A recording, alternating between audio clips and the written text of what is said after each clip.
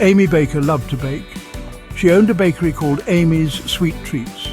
It was a cosy little shop on a sunny street corner. Amy was baking a very special batch of cupcakes. These were for the annual charity bake-off. It was a big event. All the best bakers would be there. Amy wanted to win. She knew her cupcakes were delicious. Amy worked hard in her kitchen. She measured flour and sugar. She cracked eggs and melted chocolate. The smell of baking filled the air. It was a wonderful, sweet smell. Finally, the cupcakes were ready. Amy carefully placed them in the display case. They looked perfect. These will surely win, she thought happily. The next morning, Amy went to her bakery early. She wanted to check on her cupcakes. She opened the door and gasped. The display case was empty. "My cupcakes," she cried. "They're gone." Amy searched everywhere. There was no sign of the cupcakes.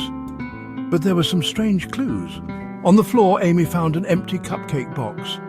It was definitely hers. Next to it was a trail of white powder. It looked like flour. And there was a piece of paper. It was a note. It read, "Your cupcakes are mine." Ha ha!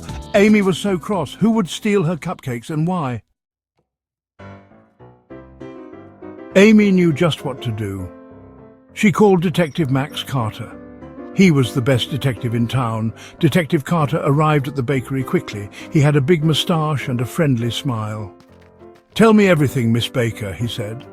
Amy explained about the missing cupcakes and the strange clues. Detective Carter listened carefully. He examined the empty box and the flour trail. He even studied the note. "Don't worry, Miss Baker," he said. "We'll find your cupcakes."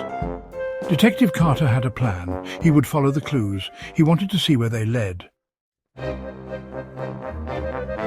Section 4, the trail of flour. Detective Carter and Amy followed the trail of flour. It led out of the bakery and down the street.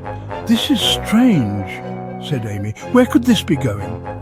The trail stopped outside a small house. It was a bit run down. The garden was overgrown. Amy knew who lived there. It was Mr. Grumbles. He was a grumpy old man. He never smiled. He always complained about everything. "Do you think Mr. Grumbles took my cupcakes?" asked Amy. Detective Carter wasn't sure, but he thought it was time for a visit. Section 5. A Sweet Resolution.